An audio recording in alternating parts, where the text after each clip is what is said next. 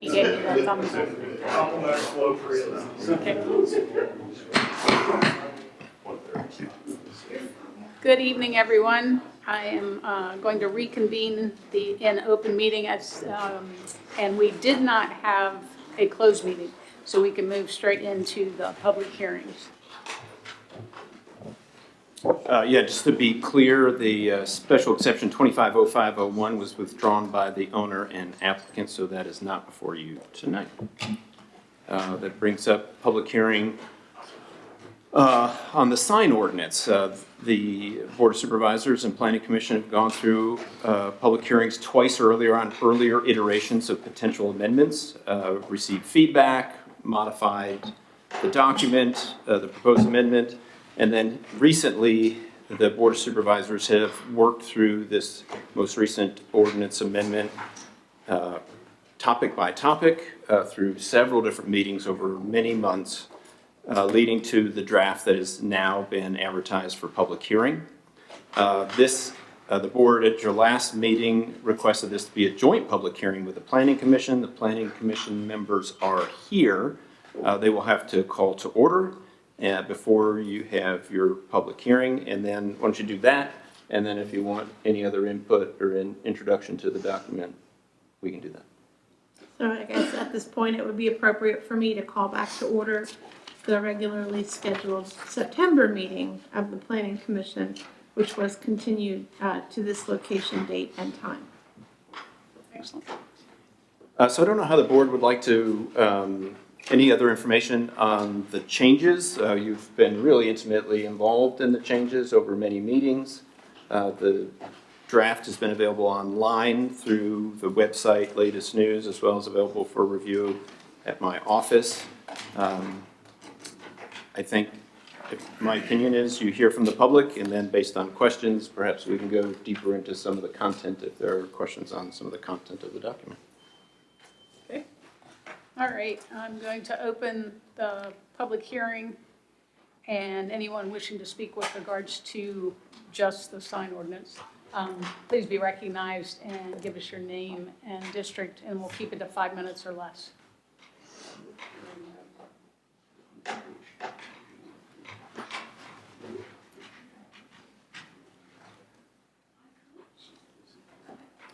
Yep. This is the sign ordinance. The special exception has been withdrawn. Karen Hunt, Jackson District. I recognize it's been tricky to try to balance the commercial signage interests while trying to heed the public's request to not expand the sign ordinance beyond the current limits. However, I feel like in the quest to accommodate businesses, we've swung the other direction. And the current draft ordinance for consideration tonight significantly increases the amount of signage that would be permitted throughout the county, especially in several key areas. Animated signs were previously prohibited. We're now proposing allowing up to 5 signs, up to 15 feet in height, up to 50 square feet total. The fact that there are examples out there that violate our current zoning ordinance is not a good reason to expand our ordinance to allow them now. In temporary signs, our current limit is 1 sign, a 30-day limit with a possible 30-day extension. And we're proposing 75 square feet in aggregate, 15 feet in height for 90 days with an extension of up to 120 days. There's no longer any reference to a limit on number. Expanding the number, size, and duration of temporary signs will have a noticeable impact. There's often a multiplier effect. 1 or 2 go up and others start to add theirs, and then there winds up being a whole bunch. We should not simply take what has been the upper limit for wayside stands and apply it across the board. The signage being proposed per lot in conservation, ag, rural residential, rural village, and mobile home parks was 20 square feet and 10 feet in height, and that's now 32 square feet and 12 feet in height. There was previous overwhelming public comment that expressed the desire to not expand our sign ordinance beyond the limits of our current ordinance. I know it's tricky. with Reed Gilbert and trying to balance, because we cannot make latitude on content anymore. Citizens submitted comments and a red line draft to the board in September 2023 and again in March of 2024 that detailed changes that were felt better suited our county and reflected the protection of our scenic resources in accordance with our comp plan. There was a petition with 78 signatures. And what's currently proposed doesn't consider the concerns that were raised. People care. We want to preserve and protect what we have here. We're a rural scenic county. We value the natural beauty of Rappahannock. The expansion of signage permitted throughout the county will be of consequence. There must be a better way to try to balance the needs of our businesses that doesn't impact our scenic nature to this degree. 5 15-foot tall flutter flags really seems more like Prince William or Culpeper County. I just ask that folks really consider what's being proposed is a big departure from our current sign limits, and just please think of the cumulative impacts. Let's see if we can make this more balanced and still keep Rappahannock, Rappahannock. Thank you. Thank you. Thanks.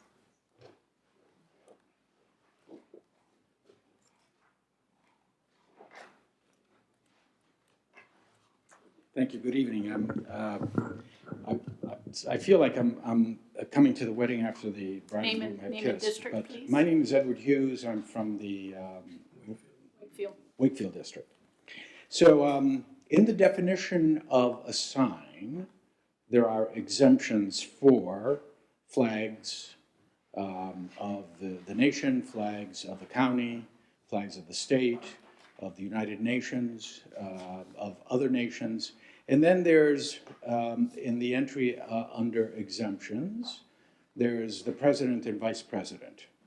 Now, I assume what you mean is the seal of the president and vice president, rather than the face. Is that, it doesn't say so, so I'm kind of left up in the air. If it is the seal, then you should say the seal of the president and vice president. For whatever reasons, that would have to be emblazoned on a sign that's governed by this regulation is beyond me, but if that's the case, fine. But at least clarify that it's the seal. And perhaps this is my own private conceit.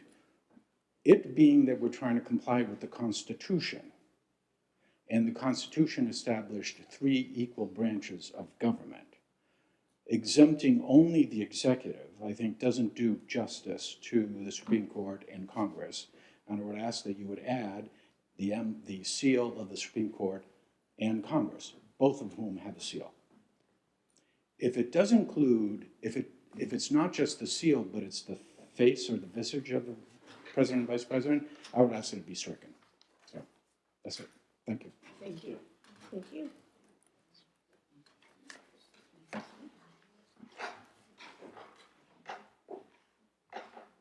Yes, ma'am. Diane Bruce Sperryville, I totally agree with Karen and what she has told you. There are so many signs now, so many signs. I counted them from the Gid Brown Hollow Road to Sperryville, there were 119. That's a lot of signs. And they're more and more all the time, and they're bigger. I hope that you will stick to adopting closer what we already have, as opposed to adding more signs, bigger signs. Thank you. Thank you.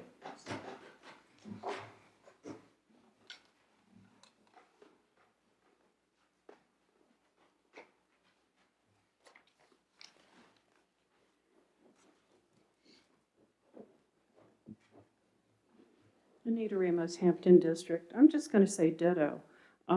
I think the more signs, the worse off we are. I understand businesses, been working in businesses before, but I think we need to think about size, shape, numbers, just a little bit. Thank you. Thank you.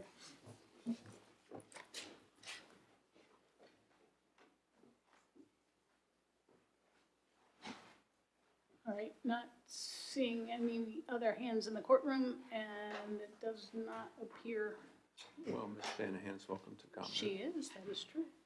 If anyone on Zoom wishes to comment, please raise your Zoom hand.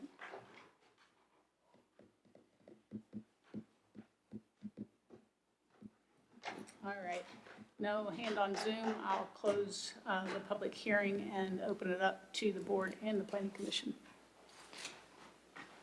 Just procedurally, the planning commission should make a recommendation to the board before the board ultimately considers action. But that doesn't have to happen in any certain order at this point going forward. Sounds good. And I would just call out, I probably should have done this previously. The planning commission does have a quorum, and so I would just like to recognize Mr. Henry, Mr. Shulin, Mr. Atkins, and Mr. Sisk as my peers on the planning commission at this time, and invite them to start the conversation, make a motion, and head us in the right direction. Thanks for coming out tonight, all of you. Well, planning commission, I guess, as did the county attorney and county administrators and zoning administrator, worked on it, and we came to a point where we felt it was complete to make our recommendation that it come back to the board for public hearing. So I think our job is done, and I'll make a motion that we will pass it on to the board of supervisors with the recommendation of approval. Thank you, Mr. Henry. Do we have a second from the planning commission? I'll second. Thank you, Mr. Sisk. Any further discussion?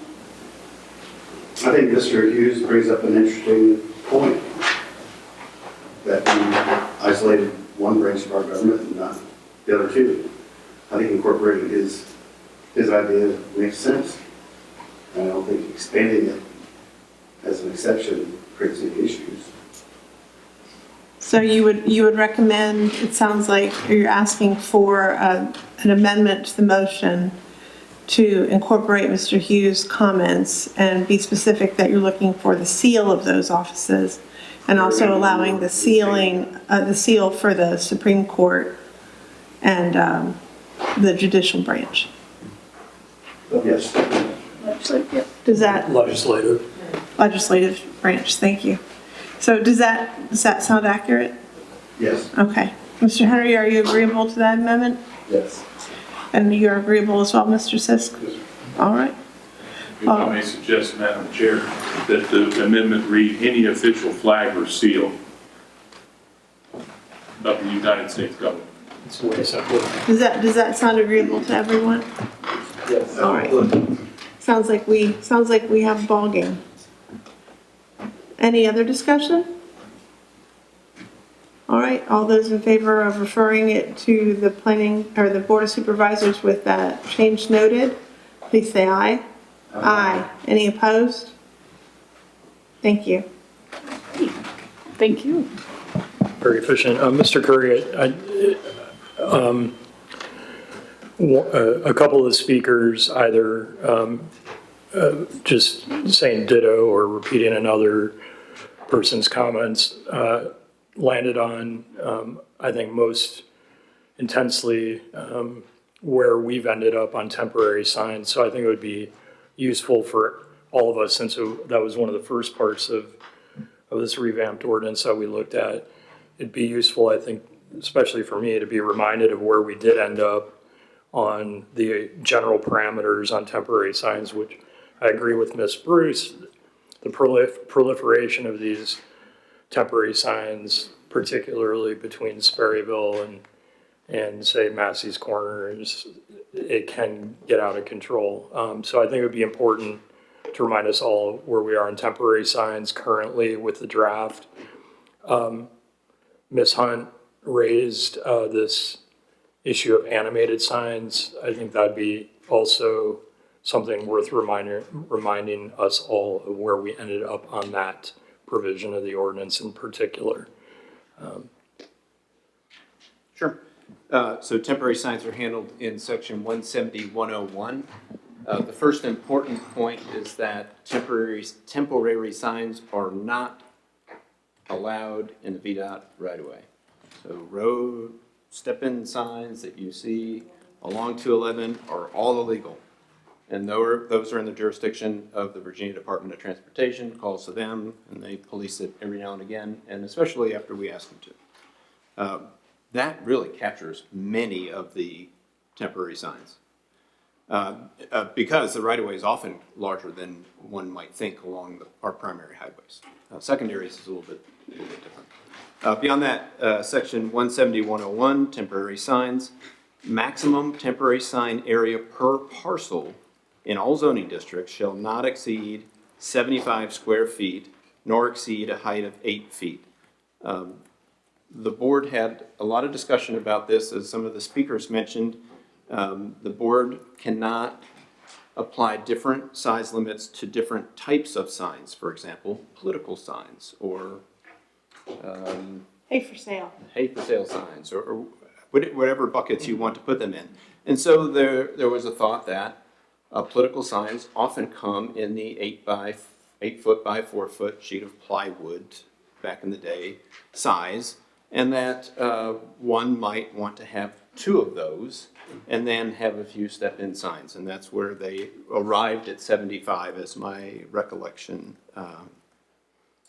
bears.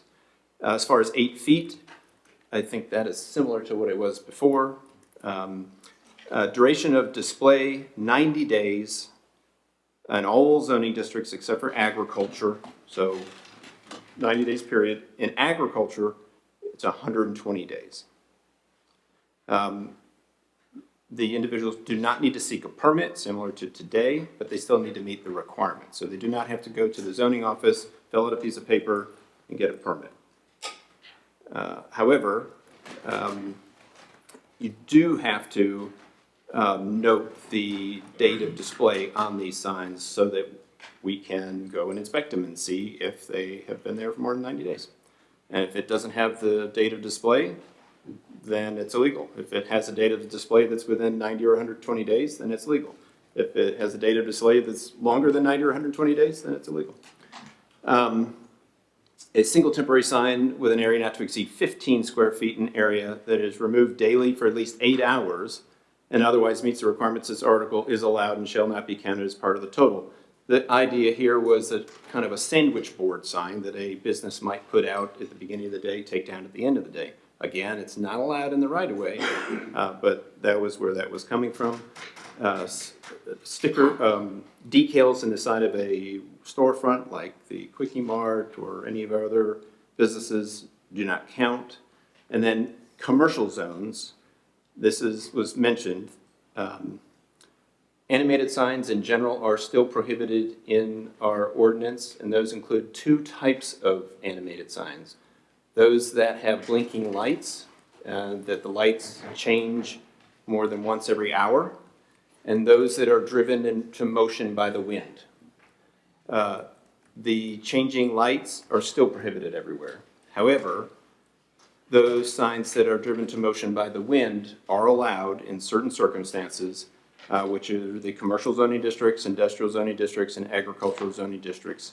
Up to 5 fluttering, rotating, moving devices that are set into motion. Agriculture district was one of the last added, and it was done recognizing our winery businesses who are generally in agriculture. So you can have 5 up to 50 square feet total, up to 15 feet, which was more or less pulled from the available information on what the feathered flag signs are sized. Is counted as part of the temporary sign square footage permitted on a parcel. So if you have 5 10 square foot fluttering flags, that really limits you on what you can have left because you can have 75 total. So that would only leave 25 left for other signs. So 15 square feet total.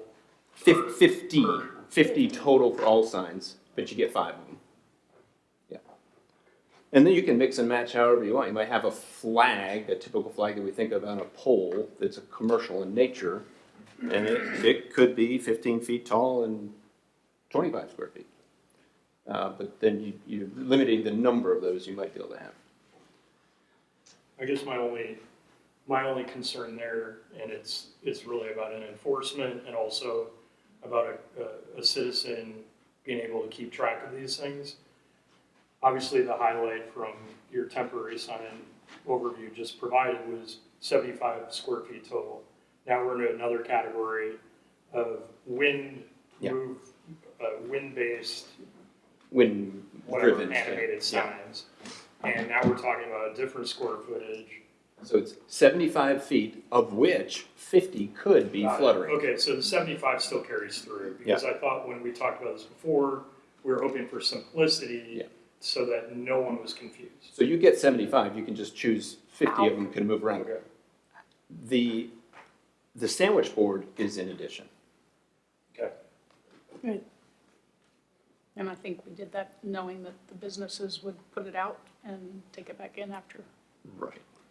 And on the VDOT question, just for the public's knowledge, how often do we as a county government ask VDOT to act with respect to right-of-way signs? And number two, how aggressive have they been? I feel like Say a couple times a year, okay. and they were very aggressive sometimes. Yep. And I think our businesses are rather aggressive as well.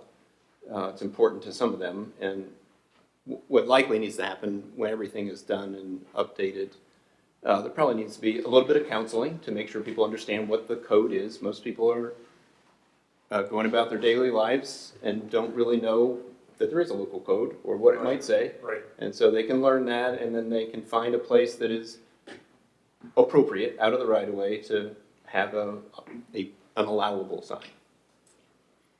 Okay. Yeah, I think that's a great idea. I think outreach through businesses of Rappahannock would be really fantastic. Great idea. We could go to one of the quarterly things. Yeah. Any other, So I'm having an issue here with the constitutionality of the art thing. I happened to run across a case today that I read out of New Hampshire, and I brought this up to, I think I spoke to you about it. I'm not convinced that this works of art carve-out will withstand any scrutiny. There was a case out of New Hampshire where they painted these donuts, and it was a donut shop. And it was an as-applied challenge. And basically the zoning enforcement official said, so they own a donut shop. It's got these big, beautiful, really good big donuts. Did you bring donuts, I know, man? I didn't write it down. And they were told that if those donuts had been cows, it would have been fine. But because the donuts were donuts, that it wasn't. Now, it was an as-applied challenge to how the enforcement was done, but the federal district court said it was unconstitutional. because they have milk? And so I'm just reading this, and, you know, we can do time, place, and manner, right? When we get to the section of the report. It's 148. Line 148. Line 148. So we can do time, place, and manner. But if our sign ordinance ever requires somebody to observe the content, it's over. That's the unconstitutional part. So the way this reads to me, that requires somebody saying, well, is it a work of art? And then you're judging the content, and that's not constitutional. Now, it's not an issue if nobody ever enforces it. They'll never have a challenge. Well, you But said this is my you concern. said the challenge, the difficulty would come when somebody performed a work of art and a zoning administrator looks at it and says, that's commercial, Or, and it's a sign. yeah, or just has to make a determination based, and if they're doing it based on the content, not time, place, or manner. Right, but That you're that's all, triggering Reed v. Gilbert. Yeah. And so I think this carve-out is asking that to happen. Because you're asking, hey, well, is it a work of art? Well, no, it's a work of art. Like if something, like, if, for instance, I wanted to paint on the roof, big frothy beer. So the part of this that you think is potentially problematic is, And I say, no, that's, that we don't actually serve that kind of beer. We don't make lager, unfortunately. That's a lager. So we're not selling it. It's my work of art. You're automatically getting into content. the part that you think is problematic is, which in no way identify or specifically relate to a product or service. You think that's problematic? No, I think what's problematic is that we now have a carve-out that someone's gonna have to make a determination if it fits in the carve-out based on the content. I think this is an interesting, This is just me. one would have to discern whether it's a sign at all. Well, So- but you can do time, place, and manner, right? No, but my point No, before was that, but who cares if you just time, place, and manner? So you're My like, point is, yeah. the barn could be red. The barn could be red and orange. The barn could be red, orange, and yellow. When does it become a sign? You have to look at the sign. Yeah, totally. So this says any There's item. no way out of that loop. Okay, but this says any item expressing creative skill. Just stop there. So we talked about the Dutch symbols, right? Yeah, Massive creative skill there, right? But so does a sign. Somebody does graphic design. And I think humans are generally gonna say they're depicting something, whether it's beauty or it's a message. After I have read that case, I was like, I don't think this would stand up. And I feel like that's the way everything's going. I needed to bring that up just because I read it and I was like, I think we should apply that, you should apply that, when the Supreme Court rules on it. well, that's true. And An we'll appellate do it court might about turn it 8 over. years later. I know. I just wanted to bring it up. We can pass this. I 10 don't years know later. that it'll withstand scrutiny. I think we've come a long way had to bring from it. welcome to Sperryville. At least we know that, right? Well, And that was like the I one. wanted to bring that up. I have had this kind of debate for a long, long time. since 2018. Well, before that, so it's, because I think what we're trying to protect is like the murals that you see spring up all over rural Virginia towns. And they really aren't advertising, I think when we started this whole thing, I brought in a bunch of pictures from Westmoreland County, Montrose, and there's like old murals that depicting what were products 100 years ago, because they're quaint, so forth, and beautiful. There was one of a dentist's office with an alligator flossing his teeth. And that was a funnier one. And so, yeah, I hear your concern. But my view is that, that the ordinance should allow for this carve out. And I may live to rue the day and some judge says no, that this does violate the principles of Reed v. Gilbert. But I don't read Reed v. Gilbert that strictly.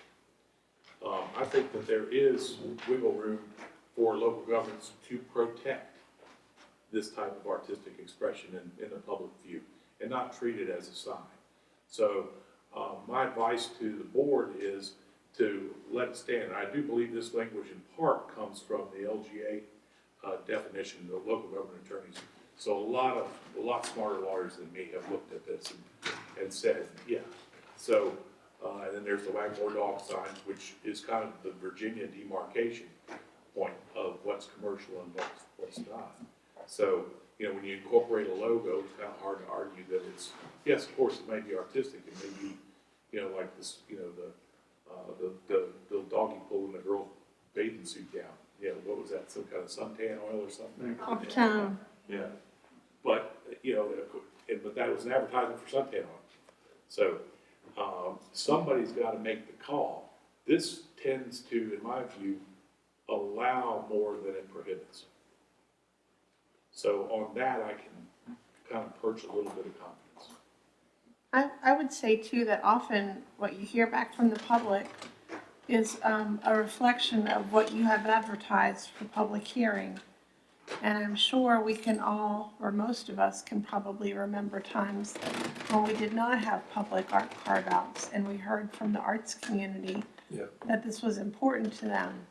So this is an attempt by the board to strike a balance between allowing that artistic expression and at the same time not having it available to expand the commercial aspects of signage. It's playing with fire. It's the kind of thing when you are elected to local government office, you never think you will be asked to look at something and say, is this art? It's a terrible question to have to answer. It's fraught with peril. But that does not mean that we should not do it, because I actually think the language that's in here now holds with the tradition of Rappahannock County. I can think back to when Ray Gadke had her cafes in Sperryville, and she had sunflowers or flowers and butterflies, beautifying the sides of her restaurants for years and years. And I'm sure that's just the one that always comes to mind for me. Yeah. I'm sure everybody has something like that they think about in the county and go, wow, that really was pretty. And it is reflected in this language that would continue to be allowed. And so that's the spirit in which I think this language is appropriate. I do realize it may leave us vulnerable, but we're the Board of Supervisors of Rappahannock County. Everything leaves us vulnerable. And everything costs money. Very true. But thank you for bringing that up. Just had to put it on record. Yep. Law students, I tell you.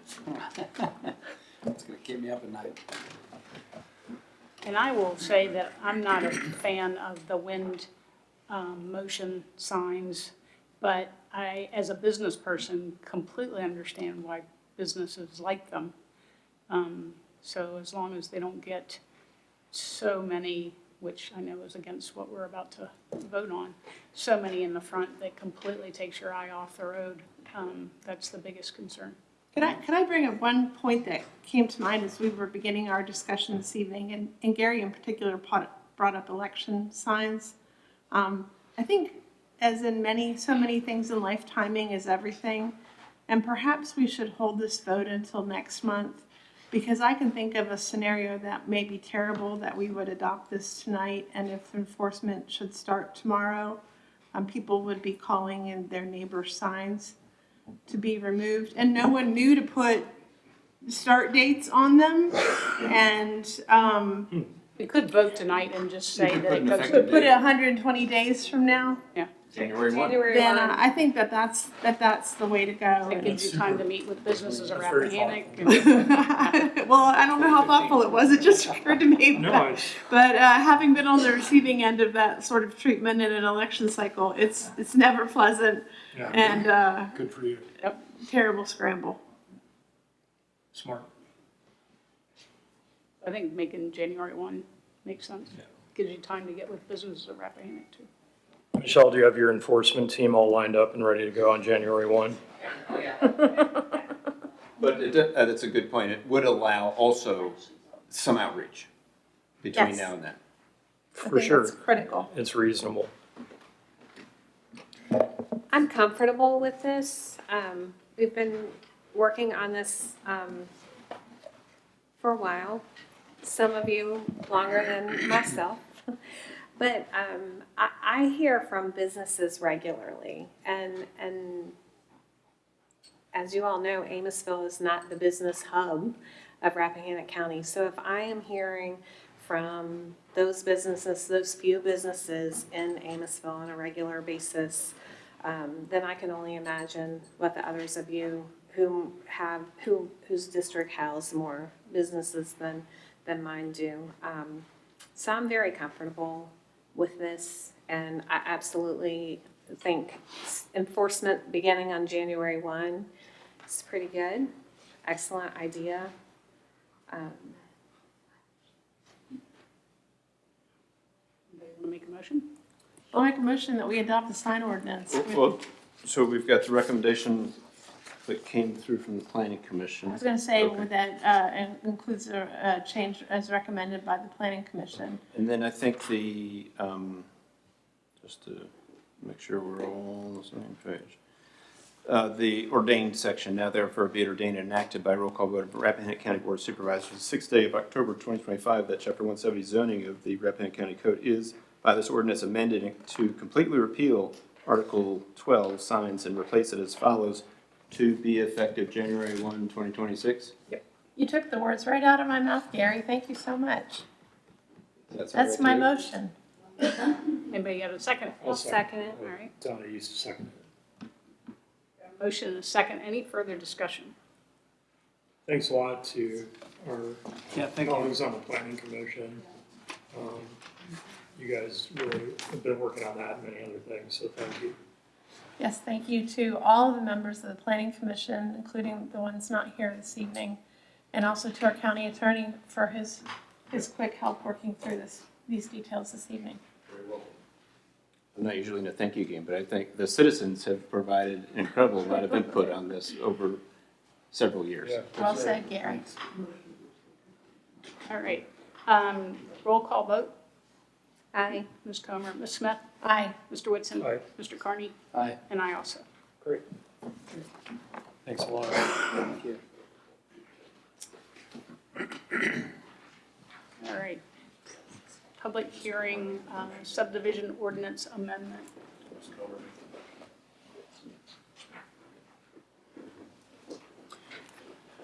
Okay, the next public hearing tonight is another ordinance amendment. This is not, why don't you- May I guess, a motion to adjourn the Planning Commission meeting? Yes. May I have a motion to adjourn the Planning Commission meeting, please? Motion. Thank you, Mr. Henry. Thank you, Mr. Sherlin. All those in favor say aye. Aye. Any opposed? Thank you all very much for coming out this evening. Thanks a lot. Thank you. This is when you find out that they're actually interested in land use matters.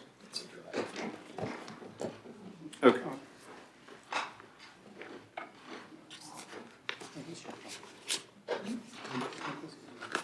Okay. The next item before you is also an ordinance amendment. This is not a joint public hearing. The Planning Commission already held their public hearing on this at their last meeting. As I've already informed the board at an earlier meeting, and this was discussed by the board, went to the Planning Commission, discussed by the board again, and the Planning Commission held their public hearing, moved it forward with a recommendation of approval. That vote was 6-1, but there was a lot of concern expressed by the Planning Commission.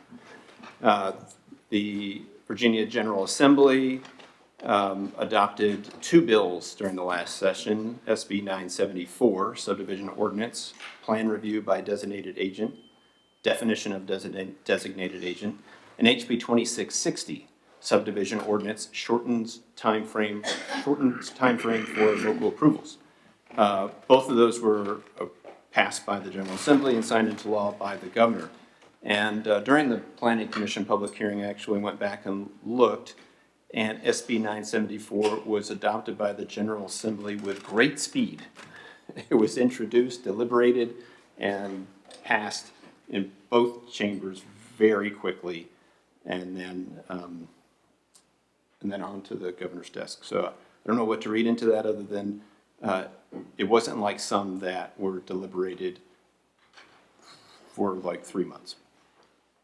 In essence, as the name implies, SB 974 restricts solely to a designated agent the authority to approve plats that record subdivisions of property. And it also shortened timeframes, but when combined with HB 2660, the timeframes for review and approval of various stages, first review, second review, and the process through which you must go, and the way the comments are provided back, and only commenting on things that you've already commented on, were further enhanced by 2660. All of that is now law, and we are now in the process of incorporating those things into local code. In Rappahannock County, Chapter 147 of your code is the subdivision ordinance, subdivision of land, and it covers the process through which a large parcel may become one or two or more small parcels, or the lines within a parcel might shift around. It is different than the zoning ordinance, but the zoning ordinance and subdivision ordinance are very closely related. For the most part, these changes are restricted to those that align with state code, and in many cases, wording from the state code was directly pulled and dropped into this update. particularly with the timeframes for preliminary plats and final plats. There were a couple changes made, one due to concerns of legality from the county attorney, and the other was related to the Type 2 private road standard to clear that up and clarify it there were some vagaries in it, and the crown of the road was not really buildable for narrow roads. That has been fixed. I think with that, unless you want any further explanation, you can hear from the public, and then we can look at it further. Thank you. Yep. Thank you, Karen. All right, we'll go ahead and open the public hearing, and this is specific to the subdivision ordinance amendment. Anyone wishing to be heard, please come up and give us your name, and we can do 5 minutes or less.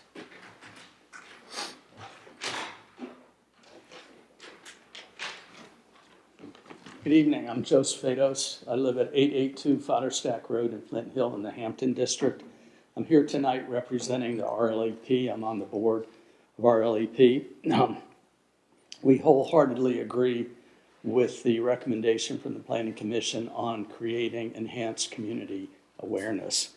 We feel there needs to be a clearly defined policy directive created that will help in the following areas. Posting of large signs on road frontage or frontages for the property that's submitted to the county. Posting of the application and all supporting materials on the main page of the county website within 48 hours of receipt. Placement of ads in the Rappahannock News for 2 weeks following the receipt of the application for the subdivision. And the last one is notice to adjacent property owners via certified mail within 5 days of receipt of the plan submission. RLEP outside legal counsel is not aware of any state law that prevents a county providing any notice it would like, including any above and beyond that required by state law with respect to subdivision applications. The general principle is that local governments can impose additional and greater procedural processes for their acts provided they do not directly conflict with state law. Rappahannock County governance is highly regarded for its openness and transparency. The above actions are not significant or time-consuming, yet they will play a crucial role in ensuring transparency for the citizens of our county. Thank you.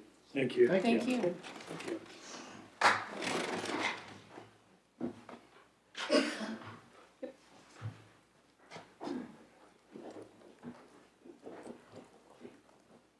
Karen Hunt, Jackson District.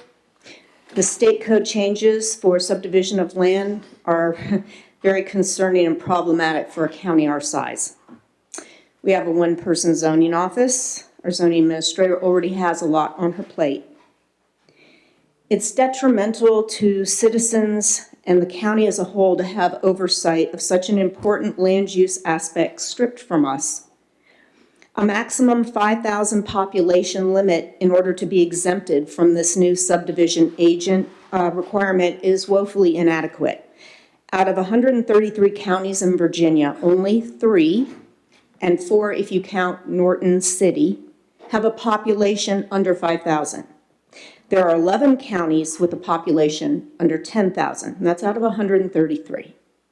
The new state requirement places a huge burden on smaller counties like Rappahannock with very limited staff, and it now removes a critical oversight and enhancement by appointed and elected officials and the public. In addition to reduce oversight and shorten timeframes, the changes to state code also state that all deficiencies shall be identified in the initial submission. And for reference, this would be lines 1089 to 1097. In the review of a resubmitted proposed plat that has been previously disapproved, the agent shall consider only deficiencies identified in its review of the initial submission.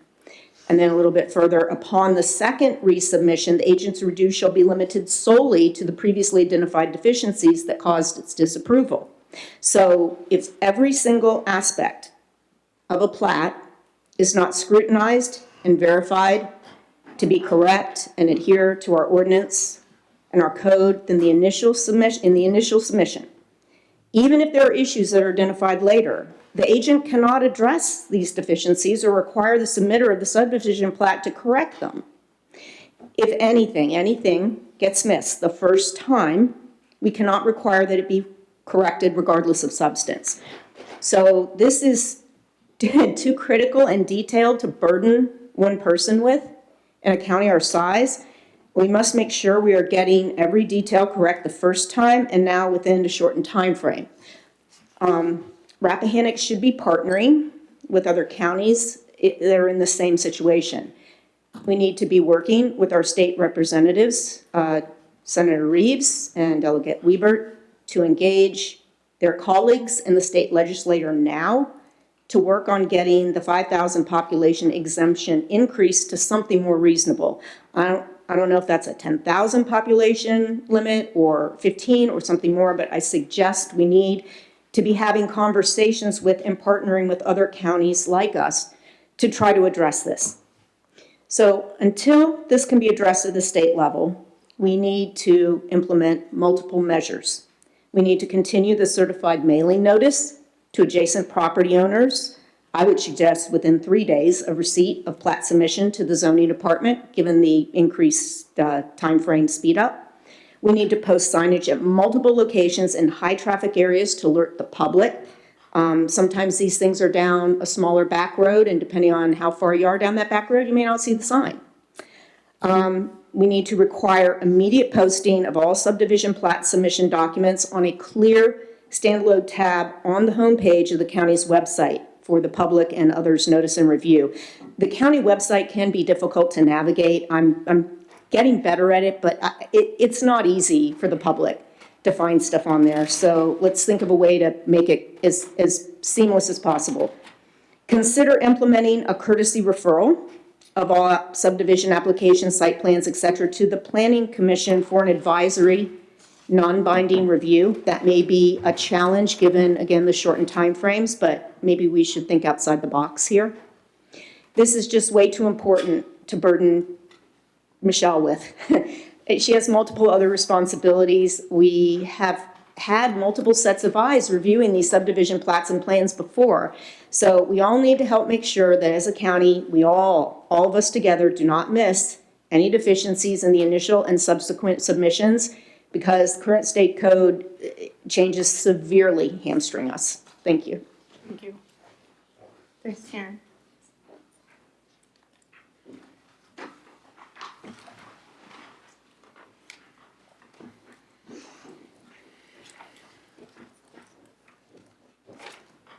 Leader Ramos, Hampton District. I need to reiterate the fact that we need to go to the General Assembly and tell them loud and clear that this does not work for these small counties. And I'll correct, the 113 counties. It's not 113 counties. It's 113 counties and cities combined. That's why it's 3 counties and the city of Norton that are under that 5,000. That's why it ends up being 3 counties plus 1 city. 4 places don't have to do this in the whole darn state. So anyway, this is where they really make the sausage, and we really need to work very hard to get this changed. It can get changed pretty quick with the General Assembly if we asked them, and we have a number of other counties and a city, at least we know Falls Church, is not happy about it either. So let's get on that. Thank you. Thanks, Nita.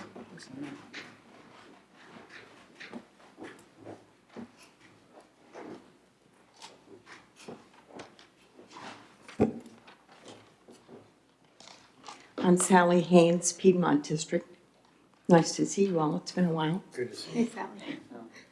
My concern about the change, which has been prompted by the legislature of Virginia, is errors. There are many opportunities for errors in subdivision plan review. It's been characterized as a check-the-boxes process, but if that really was accurate, we wouldn't have had mistakes made, and we've had a number of them. Transparency alone is not the answer, but the hope is that transparency will help reduce errors. that having public notice of applications and public access to plans will allow for people to review, to question, and to make suggestions if they see something to be suggested.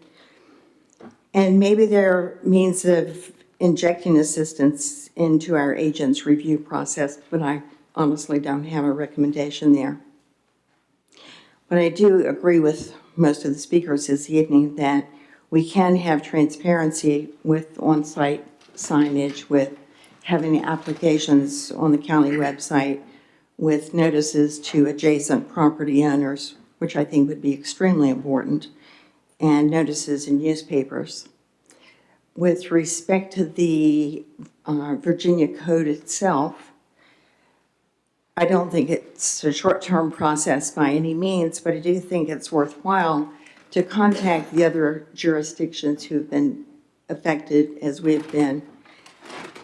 No jurisdiction with one employee should be subjected to this kind of a requirement. And maybe it wouldn't be so difficult to get legislators to hear that. It's not very complex. We don't really have standing in Richmond. We depend on BACO to lobby for us. But I think it's worth getting down there and making an effort. And maybe this is an instance where a citizen committee might be of help. Thank you. Thanks, Sally.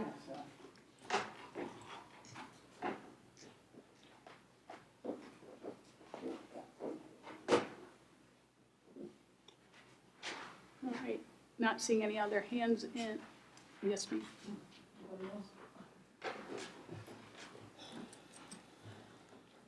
Diane Bruce, Berryville. I guess I'm going to say the same thing I said at the Planning Commission meeting, and they didn't hear it.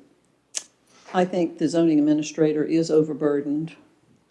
I said the other night that I felt like we should have some kind of consultant. Doesn't have to be a 40-hour-a-week job. Maybe it's somebody that can review things as they come in to help the zoning administrator.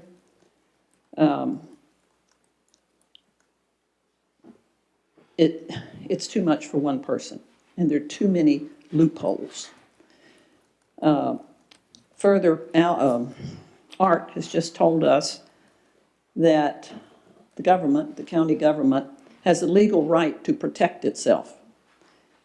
And I'm quoting him from saying that earlier this evening, or words to that effect, because I think you can add some restrictions on applications for subdivision. I have read some articles recently about what some of the other counties are doing. They have planning departments. Actually, we should have a planning department too. But they have planning departments, and they are looking ahead at what might be coming and how to deal with it and talking to other counties.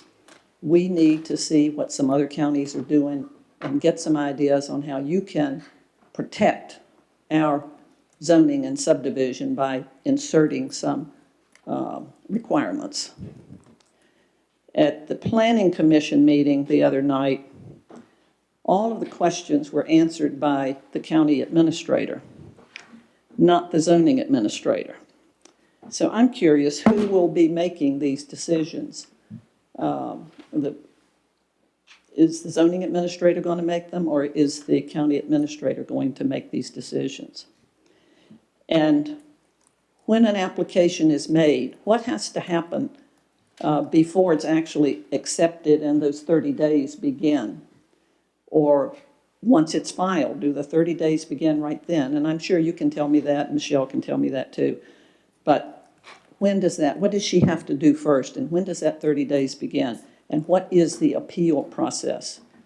Do we appeal it while it's still being considered, or do we appeal it after it is approved? So there's a lot to know, but I think actually the most important thing is you need to add some requirements. Then you need to talk to some other counties and see what they're doing. And some of the smaller counties are doing something. This is commercial growth. These are builders who want to come in and develop.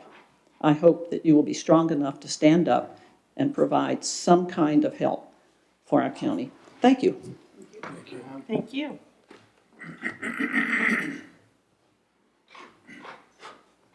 All right, I think we're done in the courtroom. Anyone on Zoom wishing to speak, please raise your Zoom hand.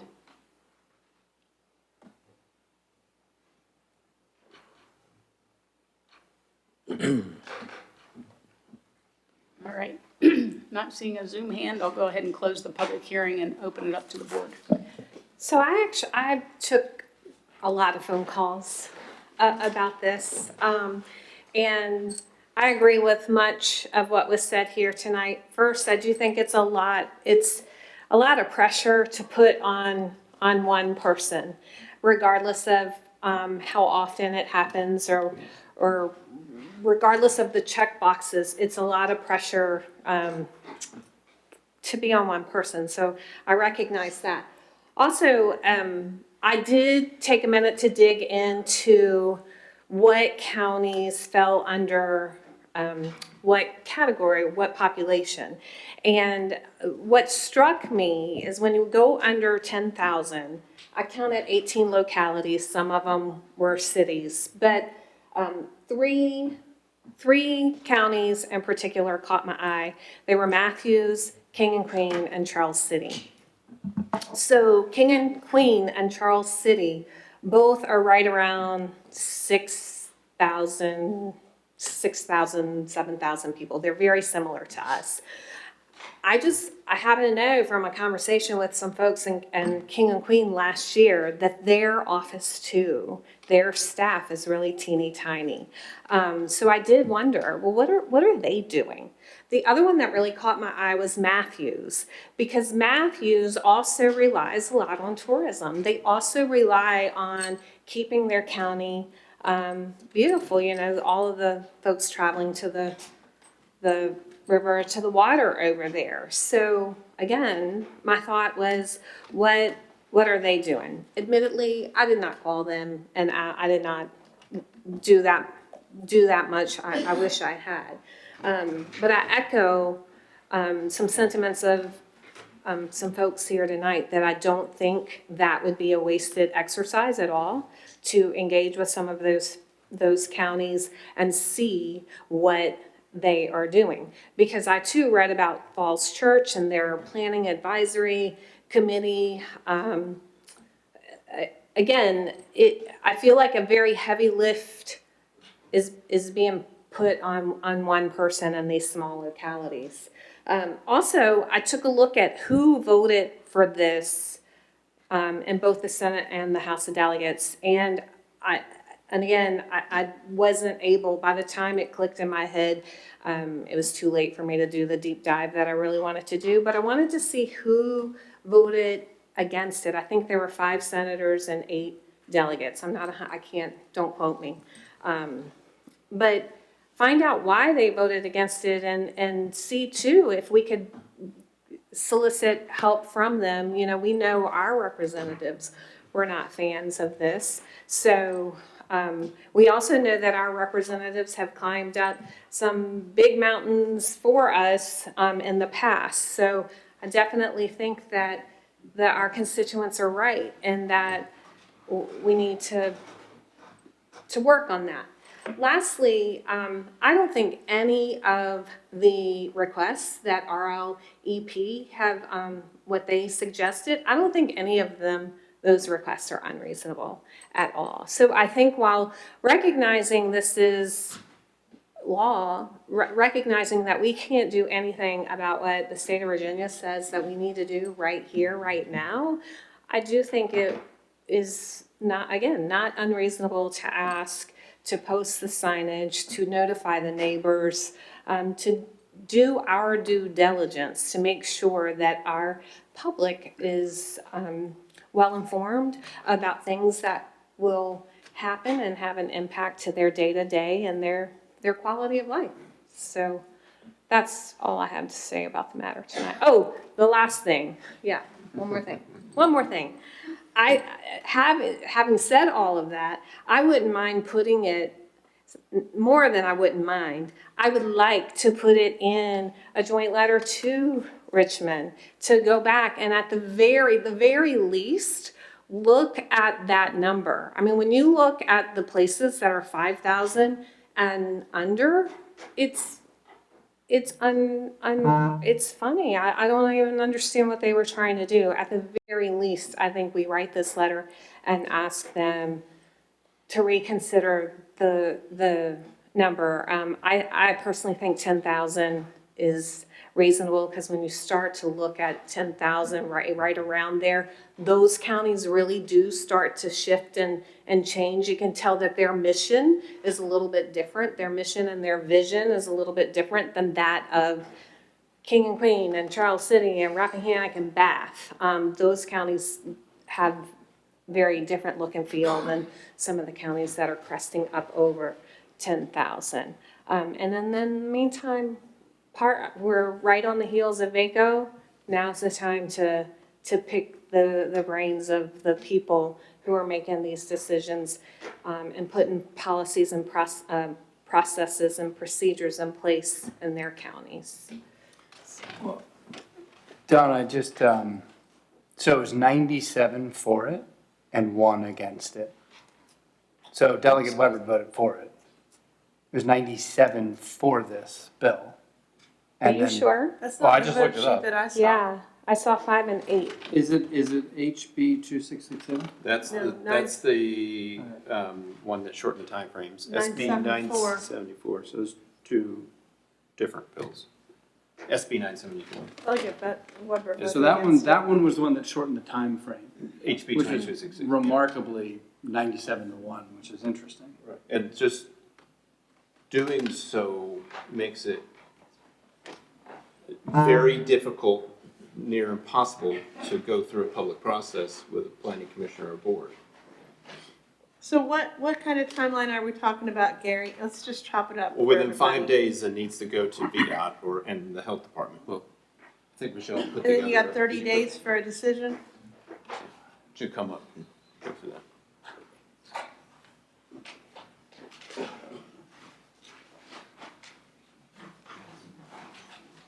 So within 5 days, it has to be distributed to VDOT and or the Department of Health. We have 40 days to review it for the first submission. If they need to resubmit it, we go down to 30 days. And then if they have to resubmit it again, it goes down to 14 days. And there's also complicated calculus that if VDOT doesn't get, and the health department don't get their items back to us in a timely manner, then it's, can extend our time frame. Correct. So there is a little time to which it could go to the planning commission, even if it was just for the public awareness component. I think it'd be easy for it to be a standing planning commission agenda item to list out all of the subdivision applications, or basically their plat applications. I mean, that's what I hear is the major, don't get me wrong, my heartburn with this is the overreach of Richmond into our local zoning autonomy. No doubt about it. Undermines everything that we as Rappahannock County work so hard for. So what I hear though is communication, notice, transparency, and believe me, I understand that 100%. And also the other thing I hear is expertise, that we really need to make sure we have our expertise aligned so that should this situation arise, we are positioned to engage. So I would just say, I think that to have it as a standing agenda item on the Planning Commission would be worthwhile as part of the policy that will go hand in hand with this adoption. So we're talking about signs similar to the zoning notification signs. We're talking about a standing agenda item on the Planning Commission agendas. We're talking about 2 weeks of advertisement in the local newspaper and letters to the neighboring landowners, which I think that's an incredibly high degree of transparency. and certainly one that would alert anyone that has a passing interest in these matters. I think that's entirely appropriate and again aligns with the traditions of the county and what we have in practice. And certainly, the board could adopt such a policy. It would be much more than what is required by your current ordinance, just to make sure you're and that's fine. It is a burden on staff in which we'll figure out how to make it work, and we'll let you know, if there are pain points, we'll solve them. Well, I hear that there are a lot of people that are willing to volunteer and help get stuff out, so we'll just take them I don't up on think their that kind works. offers. Along these lines, Mr. Spados, on behalf of the Rappahannock League for Environmental Protection, I think very helpfully, they've retained outside counsel to advise on matters like this. And I just would like to hear from our own attorney if he agrees with RLEP's outside counsel's view that there is nothing to preclude us from putting in place these types of public notice measures or mechanisms for the sake of notifying the public when such an application lands in our zoning office. Do you agree that we are not precluded from taking such actions? I agree that you can advertise or do whatever, anything like that. I just don't think it has as much bearing on the decision. Right.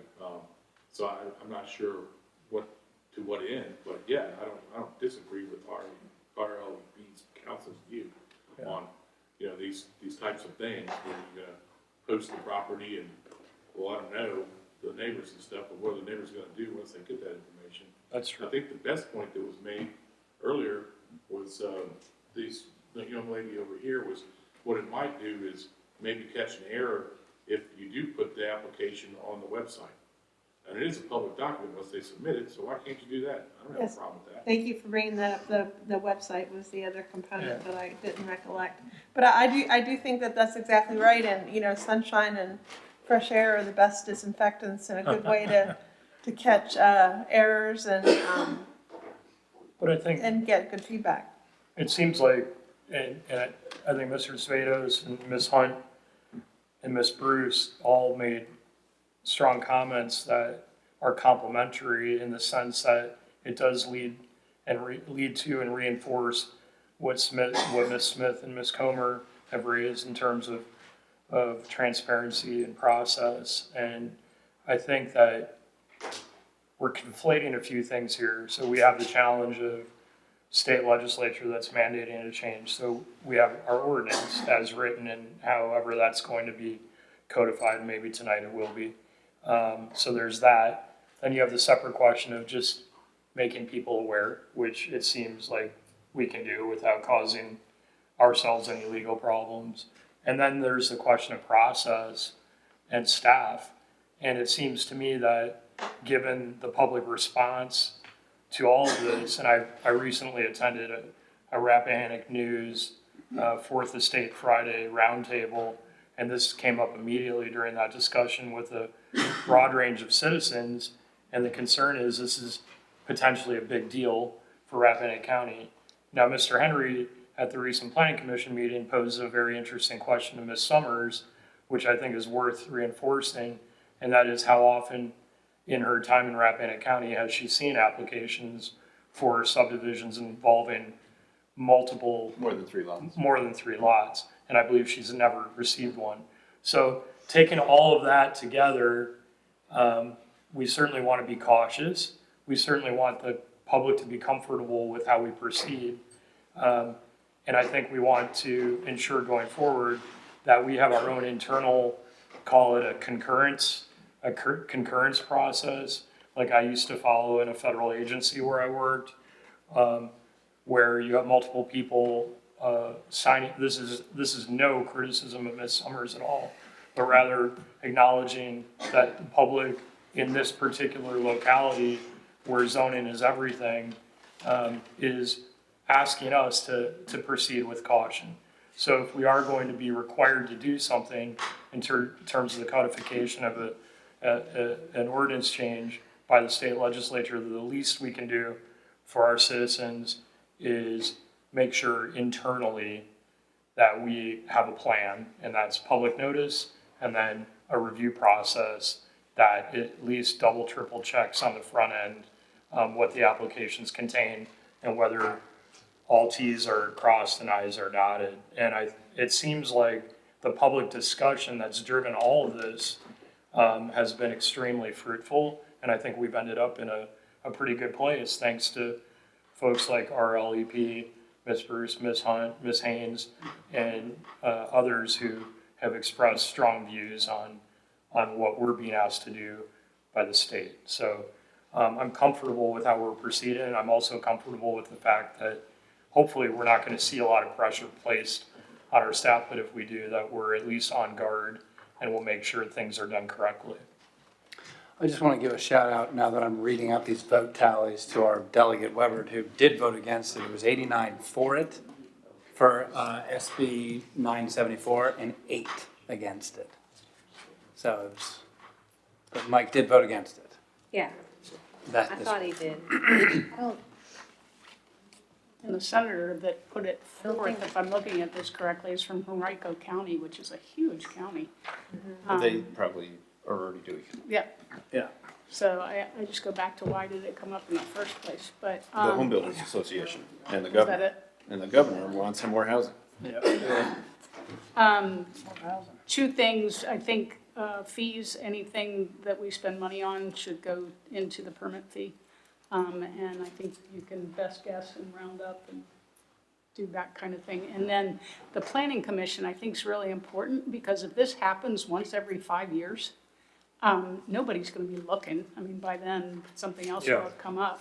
So somebody, the planning commission, I think is perfect, needs to set off that alert, so that folks all of a sudden do go and see the website and do go and know things are happening. I can't imagine you look at the website every day, but maybe you do.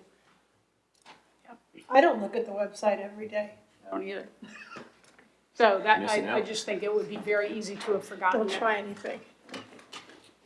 And I'm also fine writing a letter if we want to just at least voice our opinion, and get the other 4 counties or whatever number we decided there were, see if they want to join in. I think that, the VACO conference coming up, just to talk about Ms. Bruce's comments, we don't have a great, no offense, Art, and you have a full plate. Our legal bench for the county is not very deep. We don't have really like a zoning land use expert on the bench. That we don't want to hire somebody to do this because we haven't had an application in 8 years. But I would sleep better at night knowing that we had a contact that in the event that this should arise, we could tap for their expertise. Art could be in the middle of a big jury trial and be out of touch, and county administration may be in the middle of budget cycle. And, we don't want to be in a vulnerable position should one of these come up, because the people that are submitting them will probably be paying attention to how small of a staff we have. I would say, what's the best time to submit this? When are the fewest amount of eyes going to be on this? December 15th. So I think that is something that we as a county should engage, seeking that legal expertise. It should be independent of any other council we already have engaged on as this body or any other body.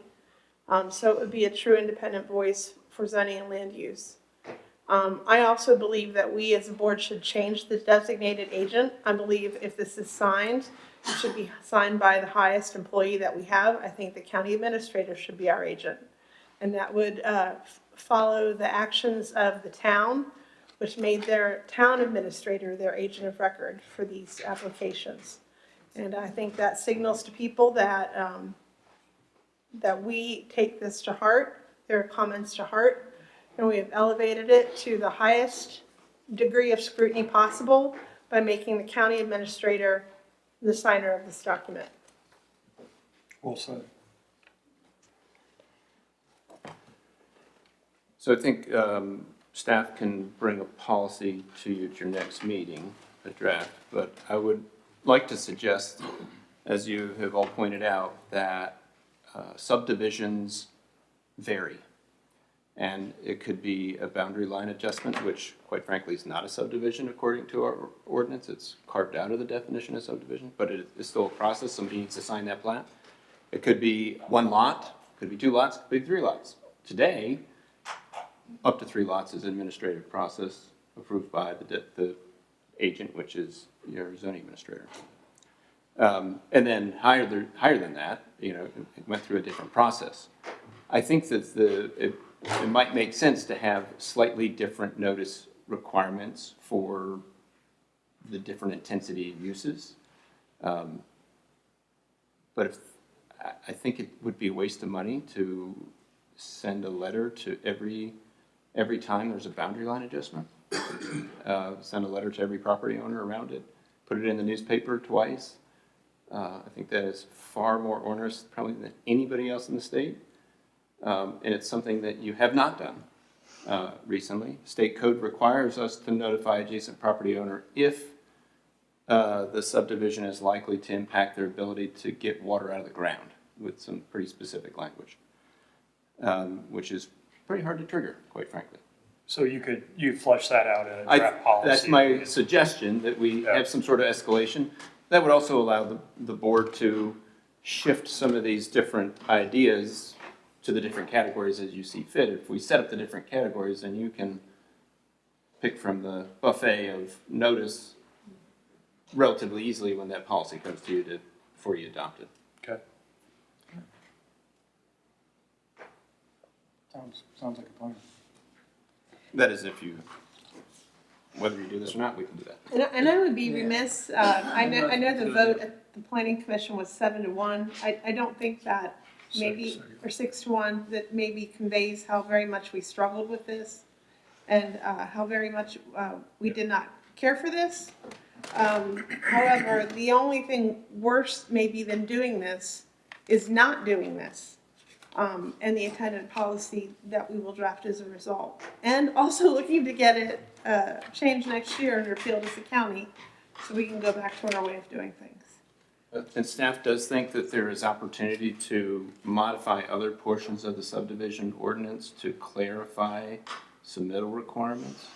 That we did not think it was a good idea to intermingle that with the state mandated changes because there would be skepticism of what's changing, and so we do think that we should follow up with that pretty soon. Good, that's smart.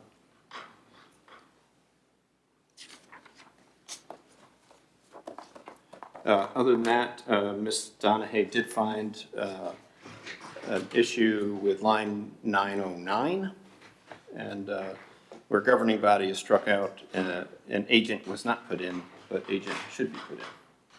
Good catch. Good catch.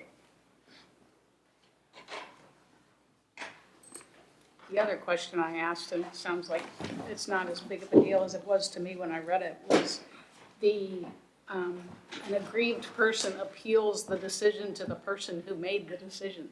Seems a bit unlikely to have a change in your decision-making if that's the way that works. That is one of four ways to 12-7. appeal an applicant who doesn't get the finding they want with a preliminary plat or final plat can appeal to the circuit court. That's state law. A person who doesn't like an ordinance change also has the right to apply to circuit court. Then a person that is aggrieved by an administrative decision of a county official would appeal to the agent. That could be governing body if you want. The problem with that is timing. The governing body doesn't sit every day, and it could affect, some issues. That appeal is different than going to court. The BZA doesn't hear that appeal. It's not a zoning matter, it's a subdivision matter. it's really an opportunity for somebody who sees something on the website, an application, they look through it and they say, that doesn't, 2 + 2 is not 5. And they have an appeal opportunity into the agent who can look at it and say, you know what, you're right. Or actually, in this case, it is 5 because of this. And so that's the intent. Or if the zoning administrator is not the subdivision agent, it allows somebody to appeal to the subdivision agent if the zoning administrator or the building official, or me, did something. So, but you can have it set up any way you want in that particular instance. I would make a motion that we go ahead and adopt this with the change noted in the 900s number line, that the 909? 909, which the chairman found. And I would also suggest that we change the zoning administrator is the designated subdivision agent to the county administrator is the designated subdivision agent. Can we do that? Or would you have to re-advertise that? I have pretty big change, I think. I think it's problematic, particularly because of the different types. Now, if we wanted to set up maybe in the next iteration where boundary line adjustments and minor things go to one person and major go to somebody else. But if you want me to, how many boundary line adjustments do you get? Anywhere from 10 to 20 a year. It just, Depends on the year. I think it becomes pretty inefficient and divergent from what you're doing now. Right, but my point is that the zoning administrator reports to you. So clearly there would be a level of these that Michelle could refer to you, you could review quickly with her approval, you could sign off. Well, That level of scrutiny is apples and oranges. That happens today, it's just she signs off. Yeah, but what I'm saying is that avoids this pitfall of the higher, I mean, maybe inconvenient, but in the event we do get a higher level subdivision submission, we know that highest degree of scrutiny is in place. Yeah, we'll certainly include whatever you want, and Art will have to determine whether, it's a noticing issue. And if it's in the ordinance, that's one of my highest, most priority things to do, because it's a law. And so some of the other things you want me to do, they come behind this, just to be clear. I mean, I don't understand how it's a substantive change. The zoning administrator reports to the county administrator. It's the same line. I just wouldn't want it to be void of any issue. I mean, I do think, I feel like it's enough of a change. I'd be fine to re-advertise it, just, Everything we're doing only captures what's been done by the Commonwealth, which is what we would have to do anyway. Well, we're changing the agent, which is not done by the Commonwealth, right? That's correct. We have to appoint an agent. Right, and so you're suggesting that here, it's already specified that it would be the zoning administrator, correct? That's correct. And that we would change it in here to reference the county administrator. So you're saying that you think if the county administrator signs it instead of the zoning administrator, and it wasn't advertised as the county administrator, it would make it void ab initio. I don't know if it would, but I think I could see where it could, yeah. So I would just re-advertise it if we want to do that, and then just do it Or next you month. can do this, and if we come back around with the other changes, you can make that change then. Yeah. Just to be on the safe side, I guess. I think it's doable. Point taken. I mean, is it too much? I mean, is this something that, We work together on just a lot two of sets things. of eyes, I don't look at or pay attention to boundary line adjustments unless it's something wonky.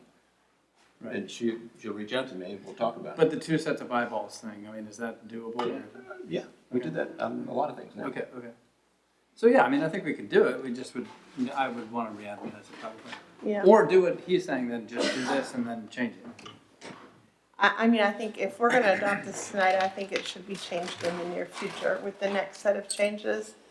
I think we should find a way to narrow the scope that would go to the county administrator. Certainly, we wouldn't want anything too onerous or too many of them escalating to that level.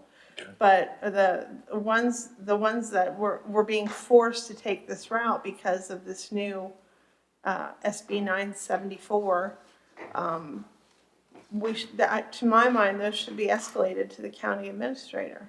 Yeah, so to your point, Mr. Curry, you mentioned just sort of coming together with a guidance for that, and then we could just adopt exactly what Ms. Smith is saying into that. And so there maybe Many could be localities, we do not have, many localities have a minor and a major subdivision, Yeah. and they could have different approval authorities. Sounds good. So do you want to wait to do this? I think you'll go. Let's go to Yeah, the let's planning go ahead commission and do it, but I mean, and it's not fair, it's following the bouncing ball, but this was sort of forced on us. Now, do understand, in the future, you could have some financial person as your administrator. I'll second the motion. We have a motion and a second. What's it for? Passing what we currently have on the table? With 909 changed, Okay. And not changing the Right. language regarding the age. Any further discussion? Is a roll call vote? yes. Ms. Comer? Aye. Ms. Smith? Aye. Mr. Whitson? Aye. Mr. Carney? Aye. And I also. And I just want to capture for the record the list of items that we are requesting in the policy. Signage on site, letters to adjoining adjacent landowners, newspaper, ads for 2 weeks, posting on the county website, and planning commission standing agenda item. Those are the policy details that we're seeking out. Yep. And then also, The letter what was the other one? Well, and also there's the discussion about a joint letter to the state legislature, Good. maybe from a group of localities. And I don't know how we execute that, the most efficient way to execute that, and if there's any motion required from the board to direct the drafting of that letter. If you want traction, I would recommend trying to get VACO to whichever relevant committee to take it up and include it in their packet. Okay. Is that conference in November? Yes. Yeah, But we want to, Are you going? I think. No, I think I'm not going. Donna, Debbie, and I are going. the November conference is when they vote to approve everything. So if we want them to even take it up, we need to get it to them now. So I think that's something else that we need to just keep as an action item. And then I don't know how my fellow board members feel, but I do think the issue of not having legal counsel specifically in this vein leaves us very vulnerable. And I would urge my fellow board members, and not to have someone immediately to press into use, but to have a contact so that when the time comes, we're not scrambling. Yeah. Because time will be of the essence in these situations. I think it's process and staff and making sure that we're doing right by the many citizens who've expressed concern in this context. And so I think we're checking only one box here tonight, which is just bringing our ordinance in compliance with what the legislature is requiring. And then the rest of the back office kind of policy level staffing, concordance, process is what we have to work out in Yes. addition. I concur, I just want to make sure these follow-up action items don't fall away. I know we talked about a zoning lawyer that we could talk to, gosh, probably 9 months ago, something like that. And that's when RLEP got their attorney, I believe, which has become helpful. So it would But be they may nice. sue us one day. We need our own lawyer. No offense. Yeah, that's true. Agreed. Legal input is always valuable. I would think more valuable if community received a large application would be horsepower, which is not, we don't need a room of lawyers to go through an application. We need land planners. Okay, To if do you it. build it, Gary, we will come. Let us know what you need to get these through if we should get one. But I do think we need legal expertise, and we need to get that lined up. And if there's a game plan we need to put together to field these applications so we receive one, let's build it. Public hearing zoning ordinance. Yes, one more. Amendment type 2. So with the changes to the subdivision ordinance, allowed a cross review of the zoning ordinance where there is a reference to the type 2 road standard. It currently reads that type 2 roads should be designed to meet the minimum applicable requirements contained in Appendix C of the 1973 subdivision ordinance. That is a way outdated reference. Should have been changed probably in 1986. It should say now that you've just adopted that ordinance, we made careful attention to standardize the language, Attachment A of Chapter 147, Subdivision of Land.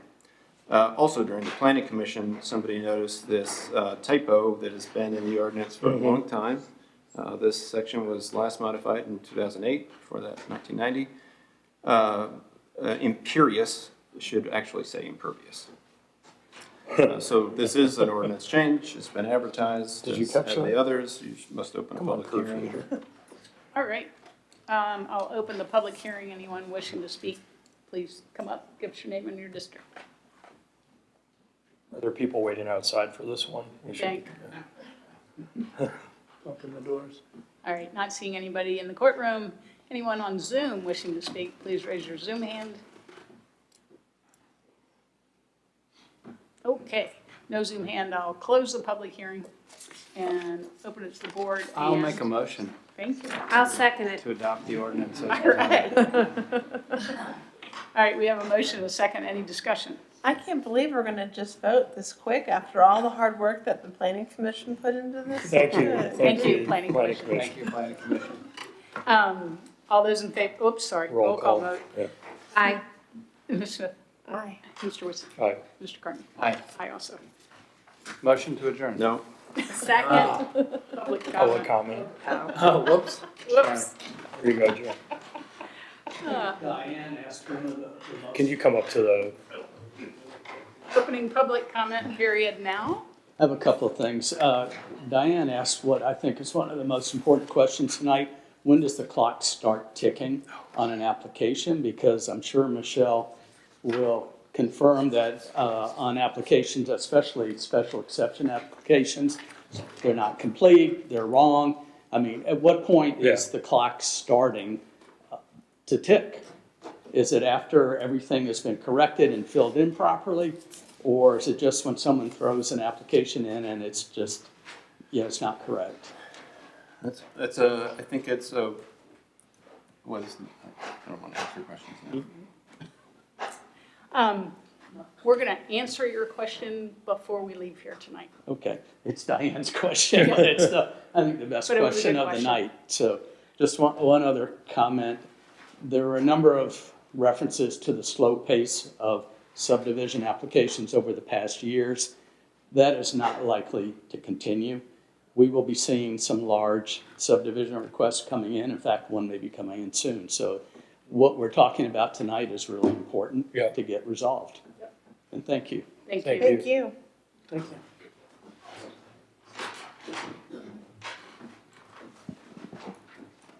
I have a couple follow-up comments. Alvin Henry, Hampton Districts. In the subdivision ordinance part, we've never really talked about the family division in this, and this should be really a part of the subdivision ordinance whenever we do review, because I'll be honest with you, the most violations that I've seen has been in family division subdivisions. Particular one in Amosville, it was a 5-lot major division, and the builder today is having problems meeting state requirements, and I think some people have recognized family division process as a way to circumvent the ordinance. So we got to pay particular attention to the family division process.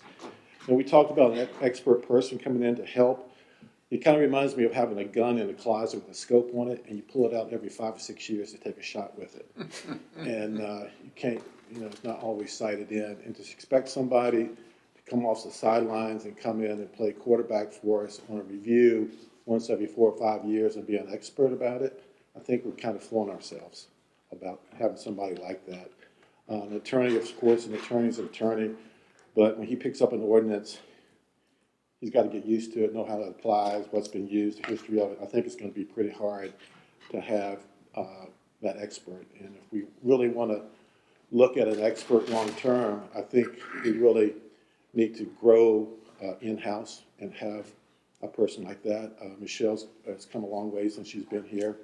But, Gary knows the ordinance, and, we really haven't had an in-house expert since John McCarthy, really. In all honesty, the people we've had have been patchwork and just really didn't know it. And this brings up another point that the board and the county has languished with for a long time. And, if we're moving into this more informative era, more planning, I heard talk today about, we need to work with other counties on zoning, look at our zoning and do all these things. We really need to probably invest in GIS system. I mean, every county has it, and I know there's been a comment in the county that if you had GIS, it facilitates development. But if you talk to the people in the counties, it really facilitates planning. And, if you have a subdivision come in, you can have overlay districts for it that provides very meaningful information. And, every county around us, has a version of GIS that they apply in their zone and in their comp plan and everything. So, it costs something, but it's gotten cheaper than what it cost 5 years ago, 10 years ago. It's not what it was. So it's something we really need to play catch up there. And the final little can I'm going to open up tonight is that, I think it's come time that we start talking about accessory dwelling units in the county. And I think there's a multifaceted need, to provide a more flexible ADUs in the county. They provide a lot of different benefits, not only with family members, young and older, when they're switching locations or coming in to help or whatever. ADUs provide assistance for people living in their houses where they need caretakers in the house or people outside.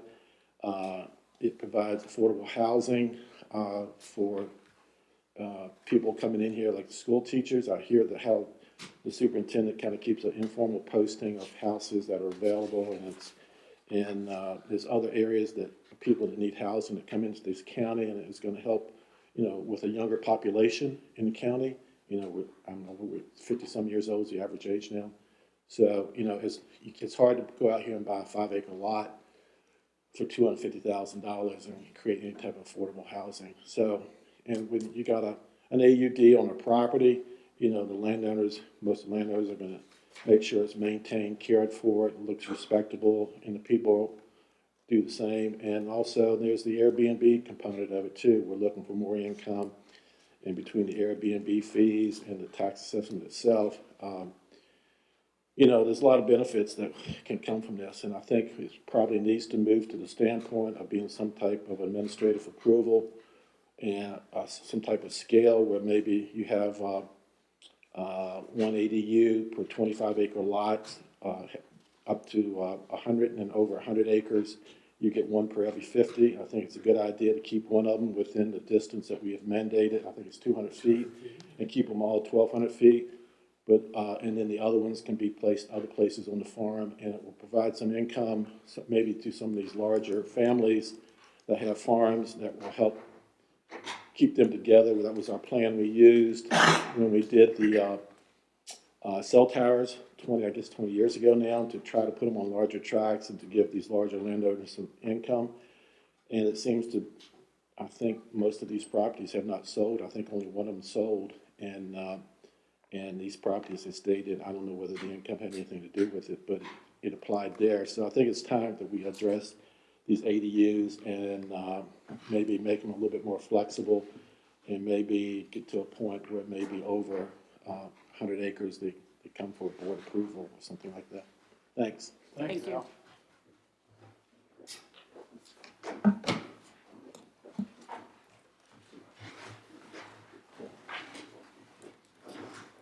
Karen Hunt, Jackson District. I didn't plan on saying anything, but in regards to the comments that were just made regarding ADUs, I have not seen this board deny one. So I think our current process works pretty well. It allows the ability for the public and the Planning Commission and the board to have oversight.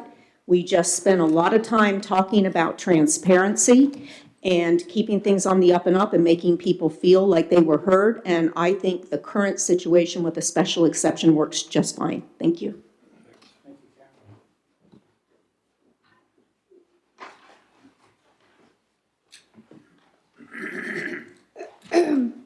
Sheila Gressinger, Hampton. I was a little bit disappointed with the courthouse conversation today because last month I had thought there was going to be a little more progress in the development of the way the progress was going to go. Today, I did appreciate what Ms. Smith's comments were about the mission of the courthouse, the needs, and my understanding, the needs and the legal requirements. The conversation today was addressing the cost and the size of the courthouse. Now, when we were talking about the size of the courthouse before, one of the ways that we could reduce the size of the courthouse, Mr. Goff had said his office wouldn't need to be in the building that was under consideration because it was right across the street from where his building is now. If we were to go off-site, that would have to then be figured in back into the size of the courthouse, I would think. Otherwise, he'd have to be driving, in my opinion. The other thing, as far as addressing other places, Rush River Commons was a place that the library had thought about, but they would not own the property. So they declined that particular thing, and that's why they're talking about expanding the library in its current position. When the food pantry was looking for a location, it was my understanding that they did study the property adjoining the bank on 29 or in that vicinity, and they declined that because there was something wrong with what it would either cost them more or something. So that's why they ended up where they are. So my point is, I think the consideration, in my opinion, I think we've done a lot of work as to where it can go. I think it's appropriate to keep it where we've been talking about it. I think we could talk about the size of the building, the cost of the building. I'm sure that could be addressed as well. I just think we've put a lot of time and effort into this particular project, and I think it could go better if we keep going in the location that we've been discussing. Thank you. Thank you, Sheila. Yes, ma'am.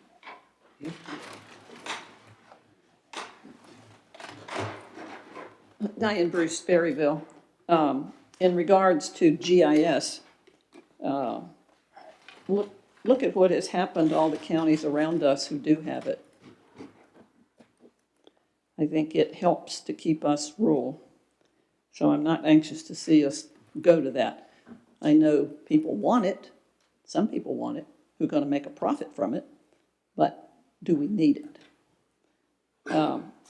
Second item, did VACO, Mr. Curry, send a notice to the board about Senate Bill 974? Did VACO send any notice to anybody about either one of those bills? There was a House bill that got put on the table, and there was this bill. Did we get anything from VACO? Did they let us down? You're talking about fighting this and trying to get a group together and get it changed, and using VACO as your help agent. But did they let us down? Did you get anything? Thank you. Thanks, Diane. Thank you. All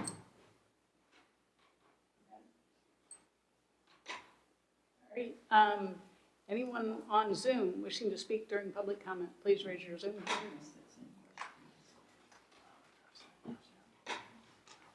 Okay, I'll close public comment. We have two questions. So the first question is completeness, and that is, it's a dialogue with an applicant. As those have read the document, somebody applies, we're compelled to review their application. And some people might feel as though it's in their best interest to have us tell them all the things that they didn't do that they should have done so that they can do them. And that's tricky and important for us because we got to get them all. Others might do a really good job because they don't want to go through the cycle 15 times. But if we get an application, then we would make them sign it if they think it's complete. We've got to review it. We can't review it because we don't think they did a good job on their application. So is that when you're saying when the clock starts, is Yes. when they think it's complete? When they submit it and say, this is my application. But the point there is that the clock can then stop when it's deemed incomplete, right? Well, no, we would respond with all of the shortfalls of their plat submittal, which would be numerous, and then they would have an opportunity to cure them. And it's really not too dissimilar from other applications. We press our luck sometimes with applications and saying, well, you didn't do a good enough job on your application, so I'm going to deny your right for us to look at it right now. I think that's a tricky spot to be in. But I think it would be, if we got something in, we'd probably say, hey, you're missing like 15 things. You really, really want to submit this? We can avoid a lot of heartache if you get a better application. Is there any specificity in this regard to Mr. Zvedas' question on behalf of Ms. Bruce?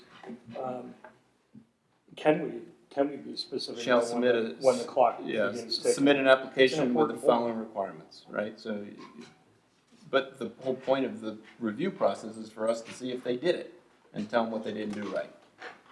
And we have to be exhaustive from the first review, because it sounds like every additional review can only pull from the underlying application. previous review. Yes, however, it could be you forgot the entirety of section B rather than you drew a setback line of 50 feet rather than 40 feet. So, you get into iteratively more detailed comments because of the way they're answered. And the second question? The second question was, did VACO alert us? I don't recall if VACO did. I know I did get at least an email from Eldon James, and I know I included it in my bills of interest to the board. But this did come up very quickly. I looked it up while I was sitting at the Planning Commission meeting, and the bill dropped right after a board meeting, like the day after a board meeting, I think it was in April, and it was adopted like within 30 days. March 23rd. 23rd. Signed by the governor. Done, fast. March 23rd. Okay, yeah. Yeah. Maybe it was February. It happened right after one meeting, and then it was bing, bang, boom. Okay. But I could search. I don't remember all the emails I get. Okay. I'll put forward a motion to adjourn. Second. We have a motion and a second. All those in favor say aye. Oh, wait. Oh, no, good. We're good? We were going to continue, but. Oh. Yeah. Gary can't get enough of us this Wait, evening. who seconded?